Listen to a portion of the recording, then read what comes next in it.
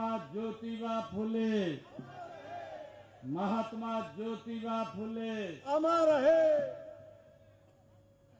बहुत ही सम्मान के योग हरियाणा सरकार में मेरे सहयोगी मंत्री, हमारे कैबिनेट मंत्री श्याम सिंह राणा जी, आज के कार्यक्रम के आयोजक, सैनी सभा कुरुक्षेत्र के प्रधान, आज के कार्यक्रम के अध्यक्ष गुरनाम सैनी जी, हमारे जिला के अध्यक्ष तेजेंद्र गोल्डी जी, सोमन सैनी जी, हमारे पूर्व सांसद, वरिष्ठ नेता जिनका आशीर्वाद भी लगातार मिलता रहता है, गुरदयाल सिंह सैनी जी, हमारे पूर्व विधायक डॉक्टर पवन सैनी जी, पूर्व मंत्री हरियाणा सरकार बलबीर सिंह सैनी जी, पूर्व सांसद श्रीमती कैलाशो सैनी जी, हमारे पूर्व विधायक बिशन सिंह सैनी जी, राज्य सूचना आयुक्त करमवीर सैनी जी, गुलाब सिंह सैनी जी,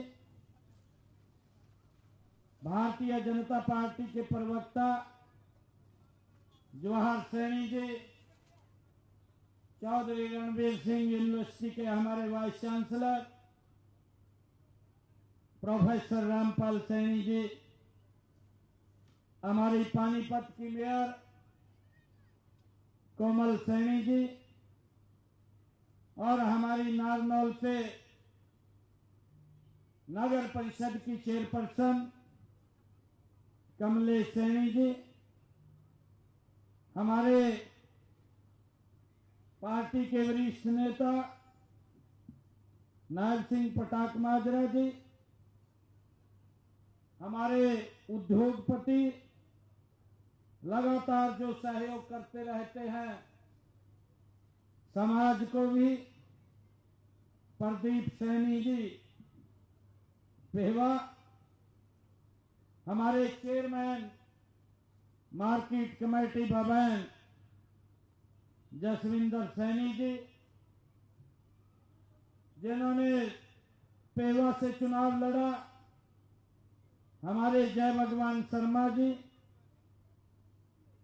चेयरमैन हरियाणा सरकार धर्मवीर मिर्जापुर जी, धर्मवीर डागर जी, शाहबाद से जिन्होंने चुनाव लड़ा, हमारे सुभाष कलसाना जी, जिला परिषद की हमारी चेयरपर्सन कमलजीत कौर जी, मंच पर विराजमान सभी हमारे समाज के पदाधिकारी, पार्टी के हमारे पदाधिकारी, और आज इस महात्मा ज्योतिबा फुले जयंती के अवसर पर उपस्थित मेरे पिता समान बुजुर्गों, मातृशक्ति, मेरे युवा साथी, प्यारे बच्चों, आप सबको दोनों हाथ जोड़ करके, शीश नवा करके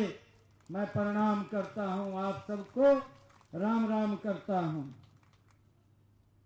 साथियों, हमारे लिए ये गर्व की बात भी है और गौरव का क्षण भी है कि आज हम ऐसे महापुरुष उनकी जयंती मना रहे हैं जिन्होंने अपने विचारों, अपने संघर्षों और अपने कर्मों से भारत के इतिहास को एक नई दिशा देने का काम महात्मा ज्योतिबा फुले ने किया है।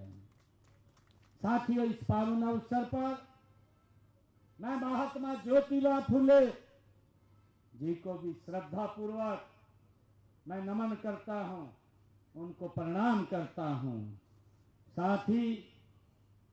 साथियों, यह राज्य स्तरीय समारोह ये सामाजिक जागरण, शिक्षा और समानता के उस संकल्प को ये पुनर्जीवित ये करने का अवसर है जिसे महात्मा ज्योतिबा फुले जी ने अपने जीवन का एक उद्देश्य बनाया है।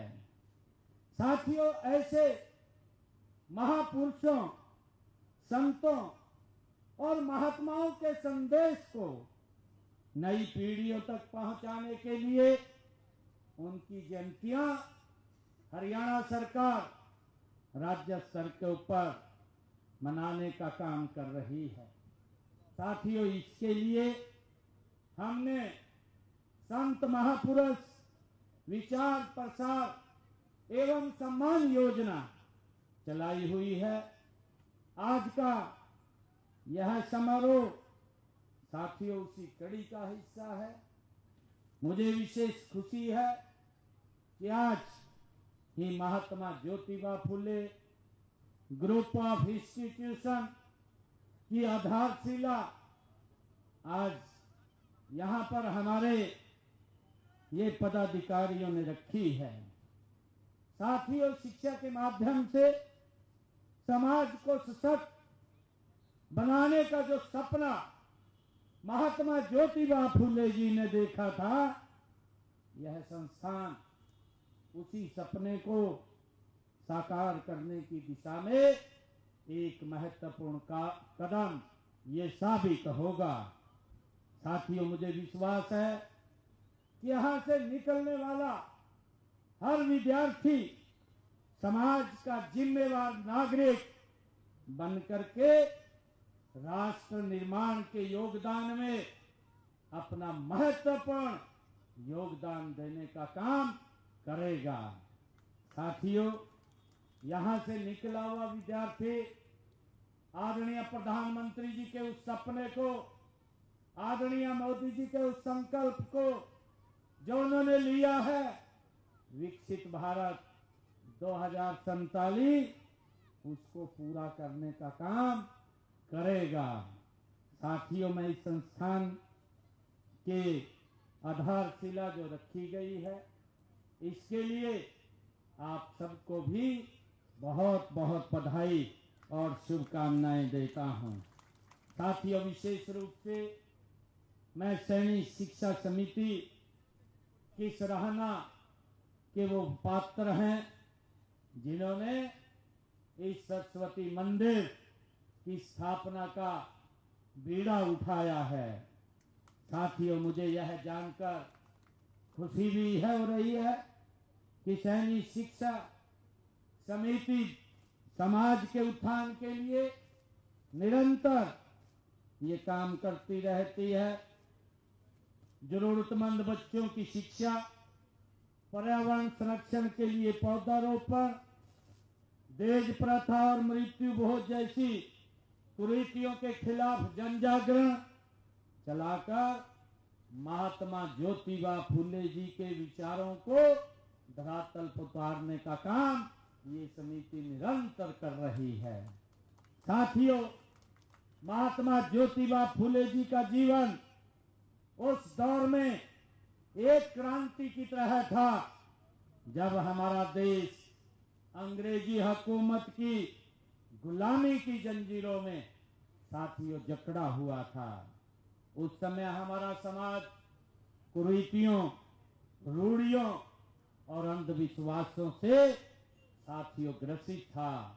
उन्होंने इन कुरीतियों को पहचाना और उनके खिलाफ डट करके महात्मा ज्योतिबा फुले ने संघर्ष किया। साथियों, उन्होंने चाहे बाल विवाह हो, छुआछात हो, जातिगत भेदभाव हो और महिलाओं की अशिक्षा जैसे मुद्दों पर उन्होंने जो आवाज बुलंद की है वह उस समय किसी साहसिक क्रांति से वो कम नहीं थी।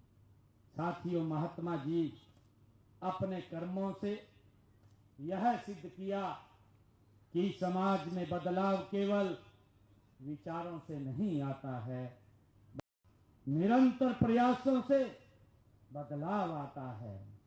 साथियों, उनकी सबसे बड़ी ताकत जो थी वो शिक्षा थी। शिक्षा में उनका अटूट विश्वास था। उनका मानना था कि यदि समाज को बदलना है तो सबसे पहले शिक्षा का प्रकाश हर घर तक पहुंचा है। सामाजिक और आर्थिक उत्थान के लिए दीनदयाल लाडो लक्ष्मी योजना अपने संकल्प पत्र में हमने कहा था, एक बड़ा संकल्प था। साथियों, हमने पहले फेज के अंदर जिन परिवारों की आय 1 लाख रुपए तक है, उन परिवारों की बहन बेटियों को 2100 रुपए पहुंचाने का काम हमारी सरकार कर रही है। मुझे खुशी है कि हमने 6 किस्तें बहनों के खाते में पहुंचाने का काम किया है। 1038 करोड़ रुपया हमने उनके खाते में पहुंचाने का काम ये हमारी सरकार ने किया है। साथियों, अभी इसी बजट के अंदर मैंने ये घोषणा की थी कि जो हमारे ऐसे परिवार के लोग हैं कि जब मैंने पहले ही बजट में ये 5000 करोड़ रुपए का महिलाओं के लिए प्रावधान किया था और इस बजट के अंदर उसको 6500 करोड़ रुपया 6500 करोड़ रुपया का प्रावधान मैंने किया है। उसका दायरा भी बढ़ाने का मैंने अनाउंसमेंट किया है कि अब इसमें 1,80,000 वाले परिवार भी शामिल किए जाएंगे। साथियों, मैं ये कहना चाहता हूँ कि मुझे ये बताते हुए खुशी भी हो रही है कि साथियों कि जो योजनाएं हरियाणा प्रदेश के अंदर चल रही हैं, उन योजनाओं का लाभ नीचे तक हमारी सरकार निरंतर बिना रुके साथियों गति से पहुंचाने का काम कर रही है। साथियों, मुझे खुशी है, मुझे इस योजना के तहत प्रदेश में अब तक जो हमारे प्रशिक्षण कार्यक्रमों के माध्यम से युवाओं को तकनीकी और कौशल सिखाए जा रहे हैं। पीएम विश्वकर्मा योजना के तहत हमारे कुशल कारीगरों को प्रोत्साहन देना ये सरकार की प्राथमिकताओं में शामिल है। साथियों, हरियाणा की मिट्टी के बर्तन बनाने वाले, कपड़े सीलने वाले, मूर्तिकार और मकान बनाने वाले हमारे सभी साथी हमारी सांस्कृतिक धरोहर हैं। साथियों, हम चाहते हैं कि ये केवल सम्मानित न हो बल्कि आर्थिक रूप से भी ये मजबूत बने। अब तक हमने ऐसे लोगों को ऐसे 30,555 जो शिल्पकार हैं उनको स्किल ट्रेनिंग दी जा चुकी है तथा उन्हें अपना व्यवसाय शुरू करने के लिए हमारी सरकार ने 50 करोड़ रुपए से अधिक के ऋण उन तक देने का काम ये हमारी सरकार ने किया है। साथ ही करोड़ रुपया 6.5 करोड़ रुपया हमने किसानों के खाते में भी पहुंचाने का काम किया है। 48 घंटे में उनके खाते में पैसा पहुंचाने का हम काम कर रहे हैं। साथियों, जो ये मथाना से बबैन वाया बरगढ़ खैरी खैरा रोड है, ये 5.5 मीटर का है। इसको अब 7 मीटर चौड़ा ये किया जाएगा। इसके ऊपर 13 करोड़ 36 लाख रुपए की लागत ये आएगी। मैं इसकी घोषणा करता हूँ, ये 7 मीटर चौड़ा बनाया जाएगा और जो भी और काम इस क्षेत्र के हैं, क्योंकि मेरी जिम्मेवारी है, कोई भी काम आप ध्यान में लगाएंगे उस काम को पूरा करना ये मेरी जिम्मेवारी है। हमारे यहाँ पर कैलाश जी भी देखते हैं और सुमन लगातार आप लोगों के बीच में वो रहती है और संपर्क में आप लोगों से मिलते भी रहते हैं। मैं भी मिलता रहता हूँ। बीच बीच में जब समय लगेगा तो मैं आप लोगों के बीच में जरूर समय उसमें निकाल करके मैं आने का पूरा प्रयास करता हूँ। आप सबको आज इस शुभ अवसर के ऊपर महात्मा ज्योतिबा फूले जी की जयंती की। आप सबको बहुत बहुत बधाई और